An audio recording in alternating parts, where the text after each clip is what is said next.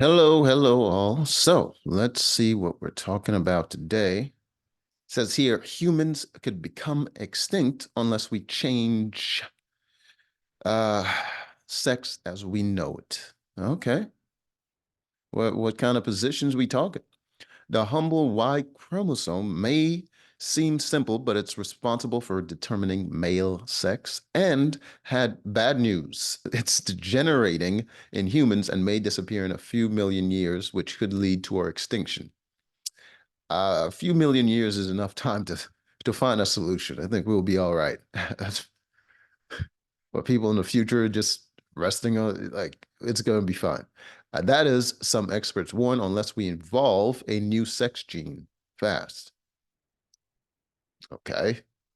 Or we could just build one in a lab.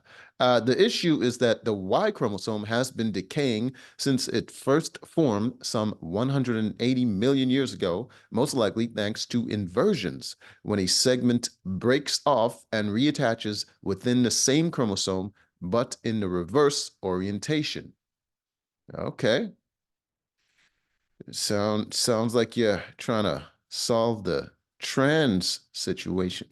This reduced the Y chromosome's ability to recombine with the X chromosome across the majority of its length and subjected its genes to erosive forces associated with reduced recombination, according to the article published in Nature.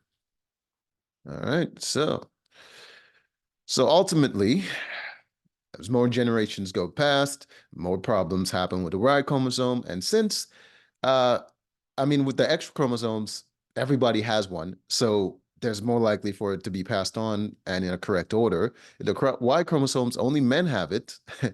uh, so it's not going to be, if it's going to be passed on and it's going to be faulty and that keeps happening, there's not many options for it to, correct itself.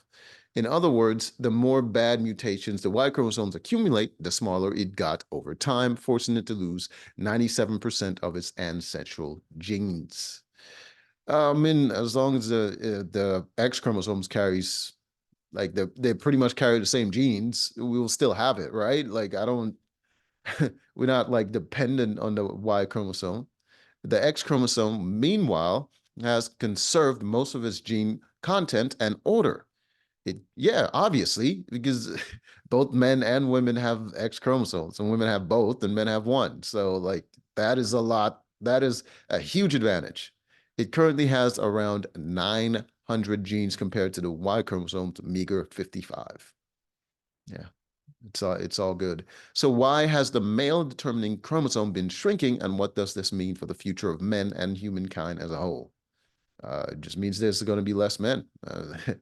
It's just not going to be that bad. Unless,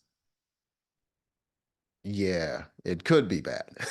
It could be real bad. It's going to restructure our entire society with way less men and a lot of women, which means a lot of women competing for those men. And yeah, it's gonna flip mating all on its head, and those guys are gonna be chilling back, waiting for a woman to present herself. Why has the Y chromosome shrunk so much? Let's start with some basic biology. In the nucleus of a human cell, each DNA molecule is packed into long threads called chromosome. Yes, most human cells contain 23 pairs of chromosomes, with one each pair coming from one pair. Yes, I get that. 23rd pair are the X and Y chromosomes, aka the sex chromosomes, and the other 22 are called autosomes. Get in the zone. In humans and other mammals, females have two X chromosomes, while males have one X and one Y. What makes the Y chromosome so special, despite having far fewer genes than the X counterpart, is that it contains the SRY gene, which is responsible for kickstarting male development in the embryo. Obviously, should be what it does. It does this by acting as an on and off switch for the development of testes. We need them testes. However, it wasn't always thus. Our sex chromosomes weren't always X and Y. Well, obviously evolution and stuff. Melissa Wilson, an evolutionary biologist at Arizona State University, explained in a paper, okay, I don't need to know the reference, what determined maleness or femaleness was not specifically linked to them. Indeed, when the very first mammals evolved they didn't have sex chromosomes at all. That would make sense considering what they evolved from. Instead of the X and Y, the X and Y were just like any other chromosomes, identical in size with corresponding structures.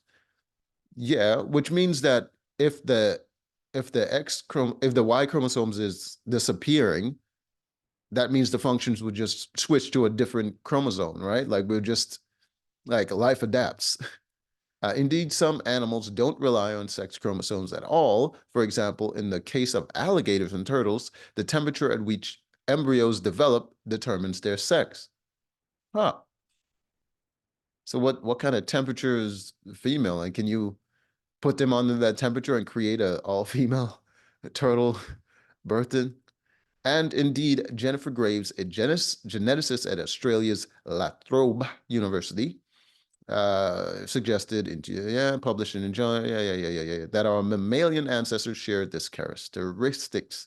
However, eventually one of these ancestors must have developed the SRY gene, and that was the end of that chapter. Yeah.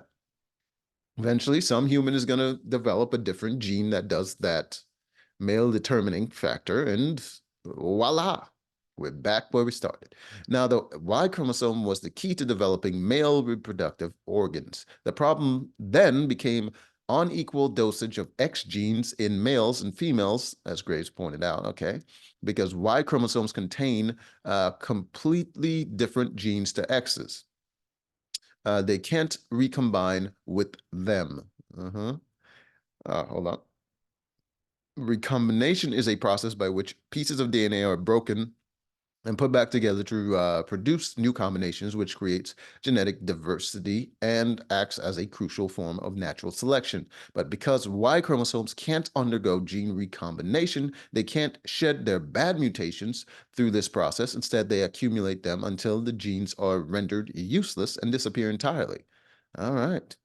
Graves' research suggests that 166 million years ago, the Y chromosomes had the same number of genes, okay, as the X chromosomes.